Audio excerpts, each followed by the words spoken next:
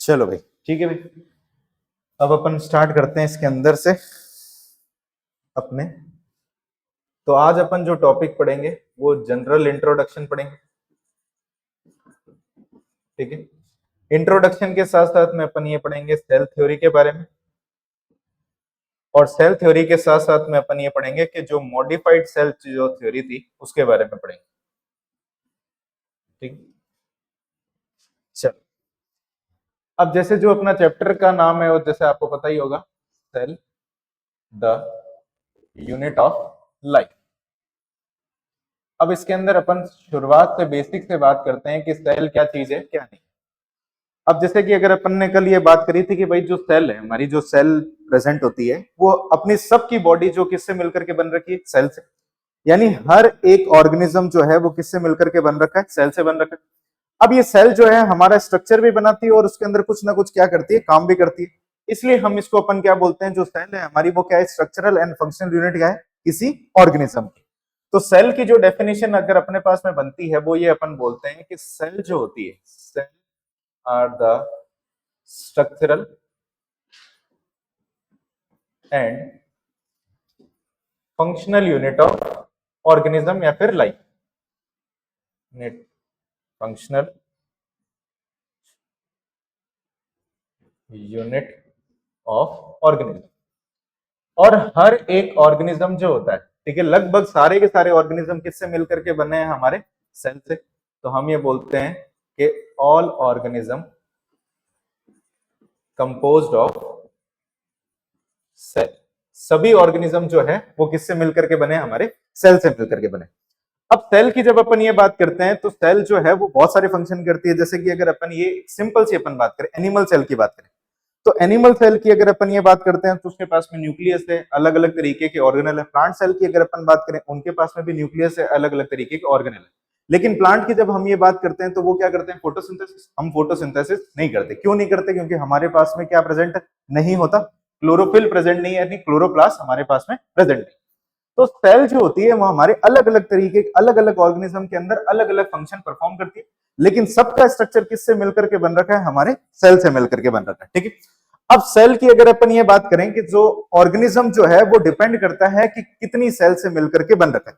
जैसे कि अगर अपन ये बात करते हैं कि अगर मान लो कि कोई ऑर्गेनिज्म, ठीक है ना, ऑर्गेनिज्म जो है वो हमारे सिंगल सेल से मिलकर के बना है, ठीक है, सिंगल सेल से मिलकर के या फिर सिंगल सेल से क्या हुआ है, कंपोज हुआ है, तो उस तरीके के ऑर्गेनिज्म को हम क्या बोलते हैं, यूनिसेल्युलर, यूनिसेल्युलर ऑर्गेनिज्म बोलते हैं, ठीक है भाई। ये जैसे आपने पढ़ भी रखा होगा।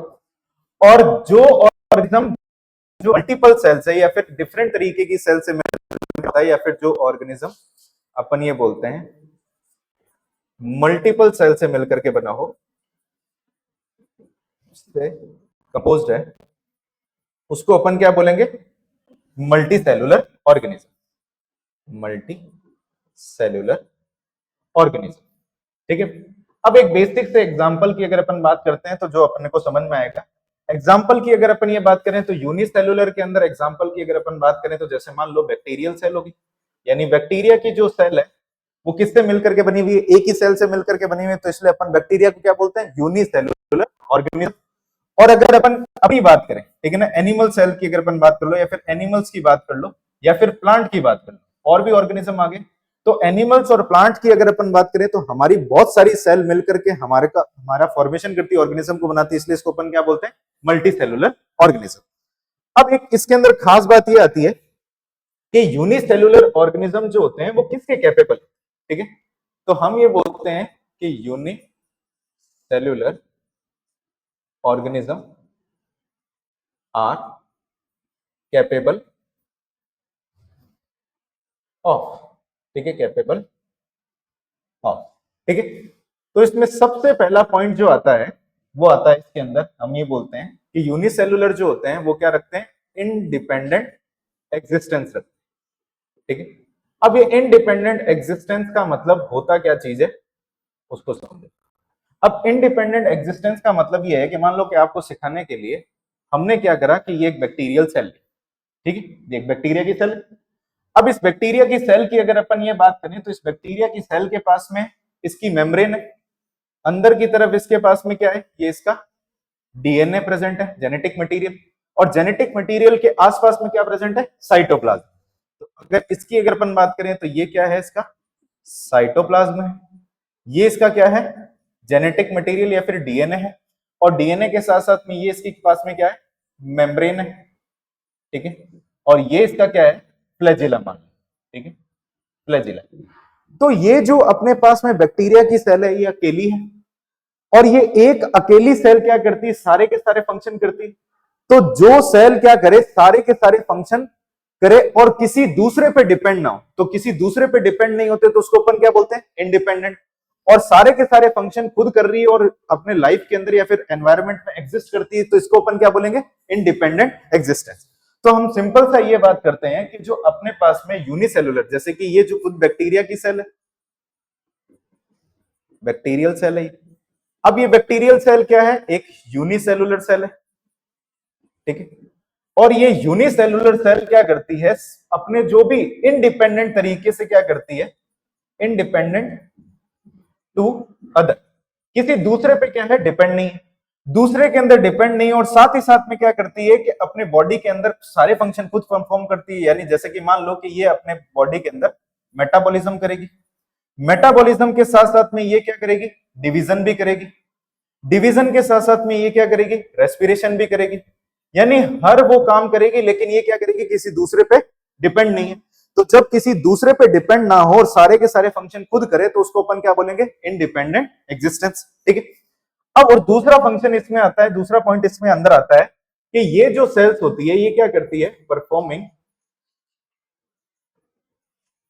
एसेंशियल फंक्शन ऑफ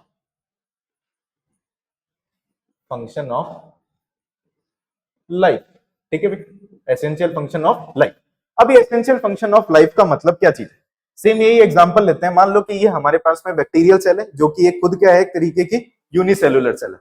अब ये यूनिसेलुलर सेल क्या करती है कि अपने लाइफ को कंटिन्यू करने के लिए जितने भी एसेंशियल फंक्शन है वो खुद से परफॉर्म करती है।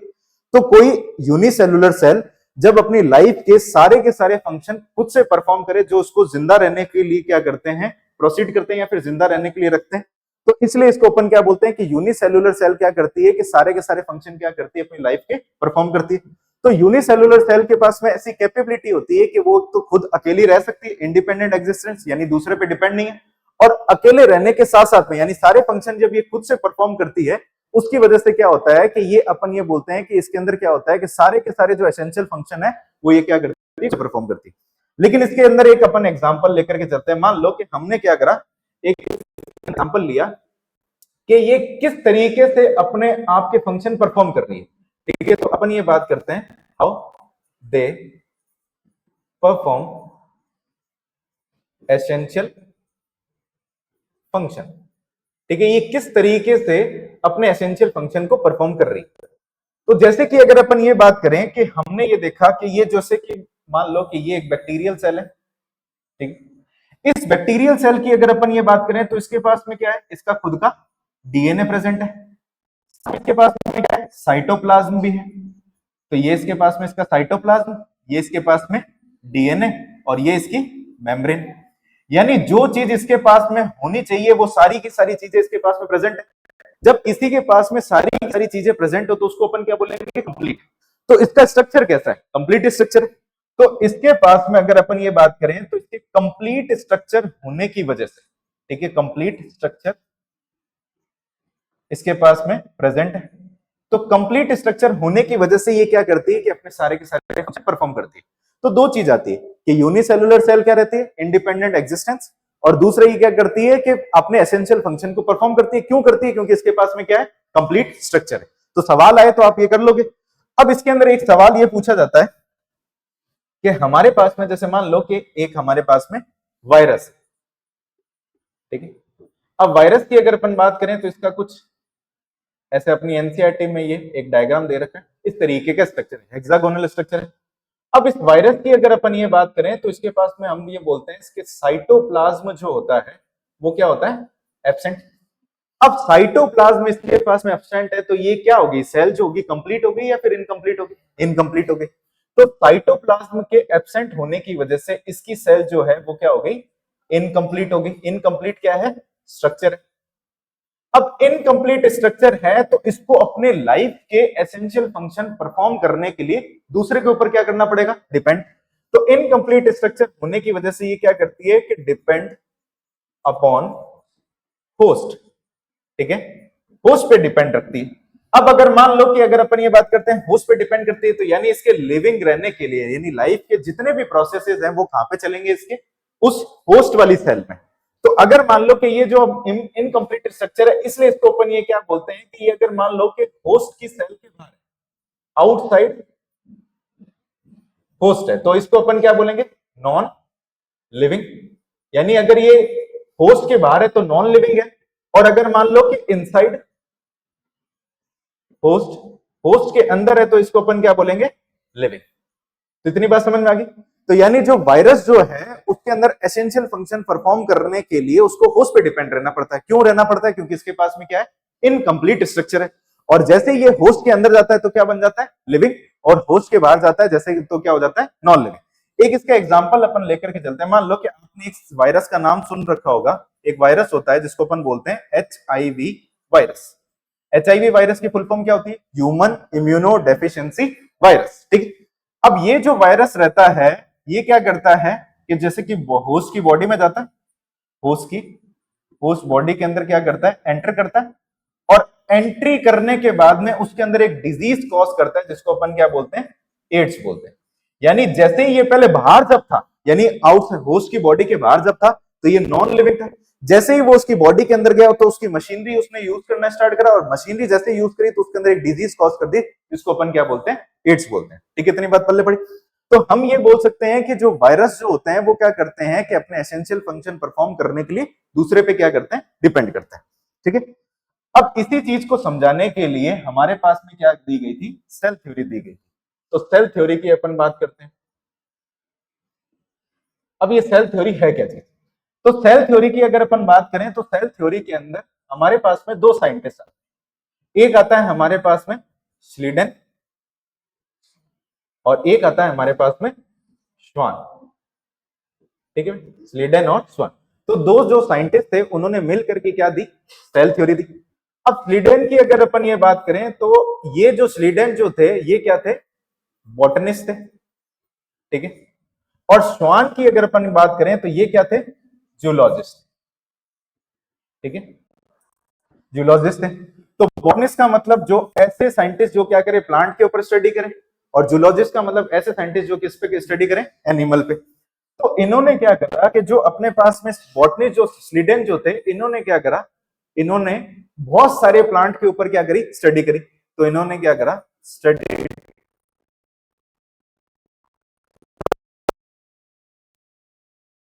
करी, और इन्होंने ये ऑब्जर्व किया। ऑब्जर्वेशन में इन्होंने देखा, ऑब्जर्वेशन और साथ में अपन ये बोले एंड एक्सप्लेनेशन।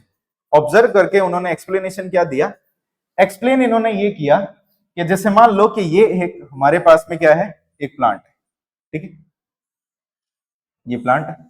तो इन्होंने ये देखा कि जो ये प्लांट जो होते हैं इनकी इनके पास में क्या होती है, एक ऐसी सेल्स होती है, ठीक है, और ये सेल आपस में मिल करके क्या बना लेते हैं, टिश्यू का फॉर्मेशन कर लेते हैं। और ये टिश्यू मिलकर के क्या करते हैं, इसकी पूरी की पूरी प्लांट की क्या बना देते हैं, बॉडी बना देते हैं। तो इनका कंक्लूजन ये निकला कि जो अपने पास में प्लांट्स जो होते हैं वो किससे मिलकर के बने होते हैं, डिफरेंट तरीके की सेल से मिलकर के बने होते हैं। और ये डिफरेंट तरीके की सेल मिलकर के क्या बनाती है, टिश्यू का फॉर्मेशन करती है। तो हम ये लिखते हैं इसके अंदर के जो आपके प्लांट्स जो होते हैं, composed of different kind of cell, अलग अलग तरीके की सेल्स होती है। और ये सेल क्या करती है, मिल करके, ठीक है ना, एंड फॉर्म टिश्यू। ये टिश्यू का क्या करते हैं, फॉर्मेशन करते हैं। अब ये स्लीडन ने ये जो अपने जो ये एक्सपेरिमेंट या फिर जो अपन बोलते हैं ऑब्जर्वेशन की गई थी, ये की गई थी 1838 के अंदर। ये क्वेश्चन पूछ रखा है। दूसरी अगर अपन ये बात करें, स्वान ने जो अपना एक्सपेरिमेंट किया था वो क्या किया था, 1839 के अंदर। अब ये जूलॉजिस्ट है, तो जूलॉजिस्ट का मेन काम क्या होता है, एनिमल्स के ऊपर स्टडी करना। तो इन्होंने क्या करा, ऑब्जर्व क्या करा, इनका जो एक्सपेरिमेंट था इन्होंने अपनी स्टडी करी थी दोनों के ऊपर। खास बात यह studied on plant cell, plant and animal cell, दोनों के ऊपर इन्होंने क्या करा, स्टडी करी। ठीक है, इतनी बात समझ में। प्लांट और एनिमल के ऊपर इन्होंने स्टडी करी। प्लांट सेल के ऊपर इन्होंने क्या देखा, जैसे मान लो कि अगर अपन ये बात करें, ये एक इन्होंने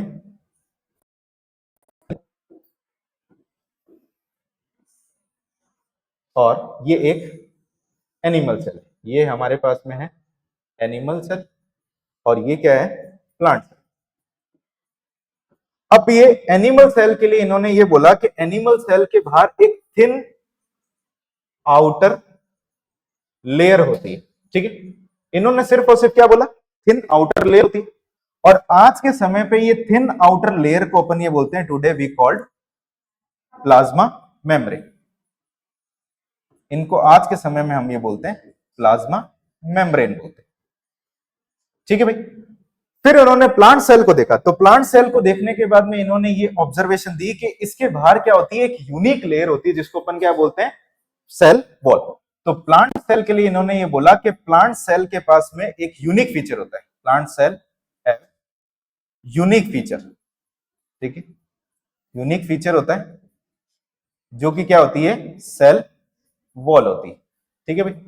तो ये जो है इसके पास में, इसको अपन बोलेंगे सेल वॉल। तो अगर सवाल आए कि भाई प्लांट सेल के अंदर सेल वॉल का फीचर किसने बताया, स्वान ने बताया, और जो एनिमल्स के ऊपर थिन आउटर लेयर का नाम किसने दिया, स्वान ने दिया। अब इन दोनों की जो स्टडी थी एक तरीके से सेम ही थी, तो दोनों ने मिल करके, इन दोनों ने क्या करा, मिल करके एक सेल थ्योरी क्या कर दी, डिफाइन कर दी। उससे पहले अगर अपन ये बात करें तो स्वान ने अपने ऑब्जर्वेशन के साथ में इसने अपने एक हाइपोथेसिस दी। हाइपोथेसिस के अंदर इन्होंने ये बोला कि जो अपने पास में प्लांट्स और एनिमल्स या फिर जो ऑर्गेनिज्म जो होते हैं, ठीक है ना, ऑर्गेनिज्म जो होते हैं, यानी अगर अपन प्लांट एंड एनिमल्स की अगर अपन बात करें, ऑर्गेनिज्म जो होते हैं ये किससे मिलकर के बने होते हैं, composed of cell and product of cell. ये सेल या फिर सेल के प्रोडक्ट से मिलकर के बने होते हैं। सेल का प्रोडक्ट की अगर अपन बात करें तो आप एनसीईआरटी के अंदर नोट भी कर लेना, प्रोडक्ट का मतलब ये होता है, यहां पे प्रोटीन हो गया, कार्बोहाइड्रेट हो गया, ठीक है, लिपिड हो गया, ठीक है, एक्सेट्रा। ये सब चीजें मिलकर के उसकी क्या करती है, बॉडी का फॉर्मेशन करती है। तो इन्होंने अपना हाइपोथेसिस वगैरह दोनों ने अपना समझाया और दोनों ने क्या करा, कंबाइंड करके एक सेल थ्योरी का फॉर्मेशन कर दिया। अब सेल थ्योरी क्या चीज थी, तो इन्होंने सेल थ्योरी के अंदर ये बोला, ठीक है, तो सेल थ्योरी से ये पता चला कि जो अपने पास में ऑर्गेनिज्म होते हैं वो किससे मिलकर के बने होते हैं, सेल और प्रोडक्ट ऑफ सेल से मिलकर के बने होते हैं। ठीक है, तो अगर अपन ये बात करें तो सबसे पहला इन्होंने बोला कि organism are composed of cell and product of cell. ठीक है, लेकिन इनका एक ड्रॉबैक रह गया। अब ड्रॉबैक की अगर अपन बात करें तो इनसे ये पूछा गया कि भाई आप ये बताएं कि जो नई सेल होती है वो कैसे बनती है। तो इनके ड्रॉबैक की अगर अपन ये बात करें तो ये ड्रॉबैक का ये था कि ये एक्सप्लेन नहीं कर पाए, not explain how new cell arise, एक नई सेल कैसे बनती। तो उसको एक्सप्लेन करने के लिए हमारे पास में एक साइंटिस्ट है जिनका नाम ये था रुडोल्फ विर्चॉफ। ठीक है, रुडोल्फ विर्चॉफ ने ये 1855 के अंदर ये बताया, इन्होंने एक टर्म दी थी जिसको अपन क्या बोलते हैं, ओमनिस सेलुला ई सेलुला। ठीक है, ओमनिस सेलुला ई सेलुला।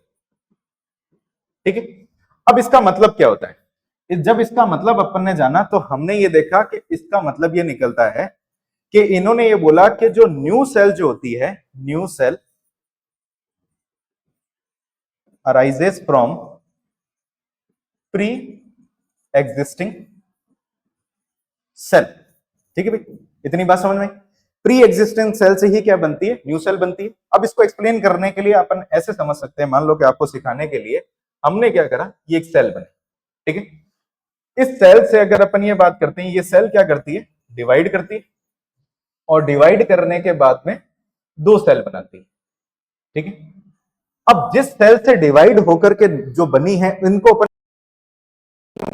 और जिससे बनी है उसको अपन क्या बोलते हैं, प्री एग्जिस्टिंग सेल। तो ये जो होगी हमारे पास में न्यू सेल होगी, ठीक है, और ये प्री एग्जिस्टिंग सेल होगी, ठीक है। अब आपसे ये पूछे कि प्री एग्जिस्टिंग सेल किस सेल बनी, तो प्री एग्जिस्टिंग सेल जो इससे, जो जब ये दूसरी सेल जो थी, यानी उससे पहले वाली जो सेल थी उसने डिवाइड करा था, तब जाकर के क्या बनी थी, प्री एग्जिस्टिंग सेल। तो एक और एग्जांपल की अपन बात करते हैं। तो प्री एग्जिस्टिंग सेल की अगर अपन बात करें कि जैसे मान लो कि ह्यूमन का जो ओरिजिन है या फिर किसी भी लिविंग ऑर्गेनिज्म का जो ओरिजिन है, ये मान लो जैसे कि ये एक जाइगोट है। इस जाइगोट की अगर अपन बात करें तो ये जाइगोट क्या करता है, डिवाइड करता है, और डिवाइड करने के बाद में एक पूरे के पूरे लिविंग ऑर्गेनिज्म का क्या करता है, फॉर्मेशन कर लेता है, ठीक है। जाइगोट खुद क्या है, यूनिसेलुलर, यूनिसेलुलर ने डिवाइड होकर के क्या बना, मल्टीसेलुलर। तो ये जो थी, अगर ह्यूमंस की अगर अपन बात करें तो ये प्री एग्जिस्टिंग सेल थी, यानी ये प्री एग्जिस्टिंग सेल भी कहां से आई है, तो मेल और फीमेल गैमेट के फ्यूजन से। और मेल और फीमेल क्या कहां से है, तो मेल गैमेट जो बना है मेल के अंदर बना है, यानी इसको अगर अपन बात करें, और फीमेल गैमेट कहां पे बना है, फीमेल्स के अंदर बना है, जिसको अपन क्या बोलते हैं, ओवम बोलते हैं। तो कुल मिलाकर के हमारे को ये चीज समझ में आ गई कि नई सेल का फॉर्मेशन जो होता है प्री एग्जिस्टिंग सेल से होता है। लेकिन अगर सवाल ये पूछ लिया कि ये सबसे पहली सेल कैसे आई, यानी फर्स्ट सेल किस तरीके से बनी, तो उसको अपन थोड़ा बहुत समझते हैं। जैसे मान लो कि हम ये बात करते हैं कि भाई हाउ फर्स्ट सेल फॉर्म, कि पहली सेल किस तरीके से बनी, उसकी अगर अपन बात करें तो जैसे पहली सेल की अगर अपन बात करते हैं तो कहा जाता है कि भाई जिस समय पे अर्थ का जो टेम्परेचर या फिर अर्थ का जो एटमॉस्फेयर जो था वो क्या था, रिड्यूसिंग एटमॉस्फेयर था। तो हर किसी चीज को, मॉलिक्यूल को क्या कर रहा है, वो रिड्यूस कर रहा है। तो जो अर्थ का प्रिमिटिव एटमॉस्फेयर है, यानी प्रिमिटिव का मतलब सबसे पुराना वाला, प्रिमिटिव एटमॉस्फेयर जो है ऑफ अर्थ जो है वो क्या है, रिड्यूसिंग, ठीक है। और उस समय पे जब ये रिड्यूसिंग एटमॉस्फेयर था तो साथ ही साथ क्या था कि हम ये बात करें तो बायोमोलिक्यूल जो होते हैं, बायोमोलिक्यूल की अगर अपन बात करें तो प्रोटीन, लिपिड, कार्बोहाइड्रेट, ठीक है, और न्यूक्लिक एसिड हो गया। तो बायोमोलिक्यूल की अगर अपन बात करें तो हम न्यूक्लिक एसिड की बात करते हैं, ठीक है, प्रोटीन की बात करते हैं, लिपिड की अपन बात करते हैं, ठीक है, और कार्बोहाइड्रेट की बात करते हैं। ये सब क्या हुए, बाई चांस, ठीक है ना, ये क्या हुए, बाई चांस इन्होंने क्या करा, कंबाइंड हुए, और कंबाइंड होने के बाद में इन्होंने क्या बना दी, फर्स्ट सेल बना दी। तो फर्स्ट सेल का फॉर्मेशन जो होता है वो अपने आप होता है, सेल्फ होता है, और बाई चांस होता है। तो इस तरीके के इवेंट को अपन क्या बोलते हैं कि ऐसे इवेंट जो बाई चांस हो और अपने आप हो, ठीक है, सेल्फ, ठीक है, सेल्फ जनरेटेड हो, तो उसको अपन क्या बोलते हैं, डी नोवा बोलते हैं, ठीक है। तो ऐसे इवेंट जो अपने आप होते हैं उन इवेंट को अपन क्या बोलते हैं, डी नोवा बोलते हैं। तो पहले सेल का फॉर्मेशन समझ में आ गया। हालांकि ये अपन इवोल्यूशन में पढ़ेंगे। तो उस समय का टेम्परेचर कैसा था, टेम्परेचर की अगर अपन बात, एटमॉस्फेयर कैसा था, रिड्यूसिंग, रिड्यूसिंग के साथ साथ में बायोमोलिक्यूल क्या हुए, बाई चांस कंबाइंड हुए, और पहली सेल का क्या बन गया, फॉर्मेशन बन गया। इस तरीके से पहली सेल बनी और सेल थ्योरी बनी। तो इनकी जो सेल थ्योरी जो थी, यानी पूरी की पूरी जो सेल थ्योरी थी उसको कंबाइंड किया जाए, ठीक है।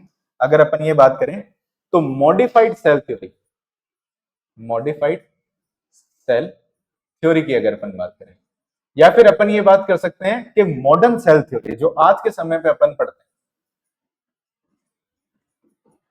मॉडर्न सेल थ्योरी की बात करते हैं।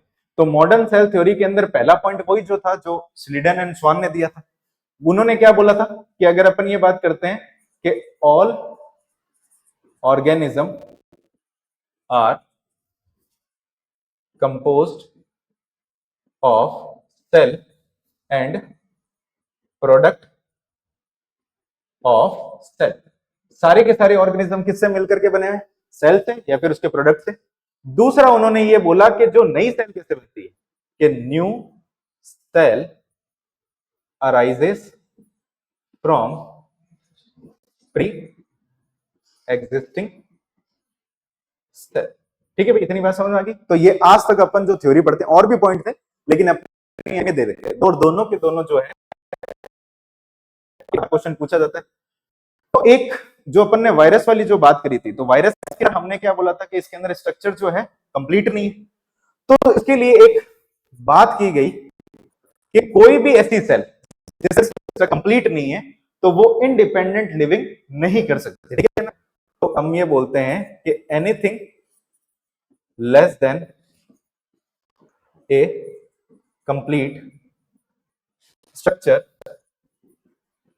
of cell does not ensure independent living, ठीक है। और ये जो बात लिख गई वायरस के लिए, ठीक है, एनसीईआरटी के अंदर लगा भी लेना कि उन्होंने ये बोला कि भाई वायरस का जो स्ट्रक्चर है वो कैसा है, इनकम्प्लीट है। इनकम्प्लीट होने की वजह से वो होस्ट पे डिपेंड करता है और वो इंडिपेंडेंटली क्या कर सकता है कि अपनी लाइफ के अंदर, या फिर इंडिपेंडेंटली वो क्या नहीं है, उसको अगर लिविंग तो किस में जाना पड़ेगा, उसको अपने होस्ट सेल के अंदर जाना पड़ेगा। इतनी बात पल्ले पड़ी। तो ये कुछ चीजें। अब इसमें कुछ साइंटिस्ट का भी अपने पास में आता है कि जो पहली सेल किसने डिस्कवर करी, तो ये चीज आपने 10th क्लास में पढ़ी है कि अगर अपन ये बात करें कि जो फर्स्ट सेल जो डिस्कवर की गई थी वो किसने करी थी, रॉबर्ट हुक ने। अब ये रॉबर्ट हुक ने किस में करी थी, कॉर्क सेल के अंदर। और ये कॉर्क खुद कैसा होता है, डेड सेल। तो पहली जो सेल डिस्कवर हुई थी वो कैसी थी, डेड सेल थी। उसके बाद में अगर मान लो कि आपसे ये पूछ लिया जाए कि भाई डेड सेल चलो मान लो कि रॉबर्ट हुक ने करी है, तो लिविंग सेल किसने करी है, तो फर्स्ट लिविंग सेल जो थी वो किसने डिस्कवर करी, एंटन वॉन ल्यूवेनहॉक ने, ठीक है, जो डिस्कवर करी एंटोन वॉन ल्यूवेनहॉक, ठीक, ये चीज हो। उसके बाद में अगर अपन ये बात करें कि जो अपने न्यूक्लियस की डिस्कवरी, ठीक है, डिस्कवरी ऑफ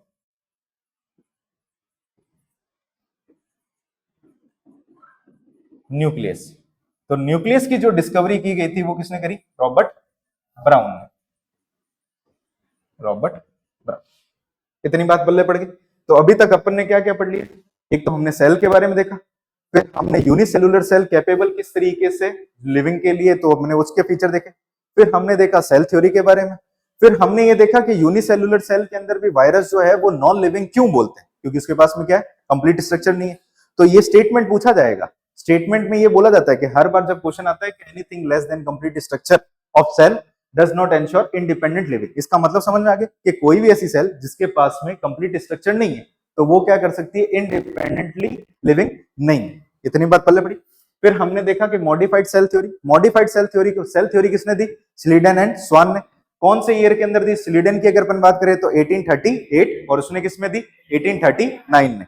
1838 और 1839 में इन्होंने अपने अलग अलग जो अपने जो ऑर्गेनिज्म जो थे उनके ऊपर उन्होंने क्या करा, एक्सपेरिमेंट करा।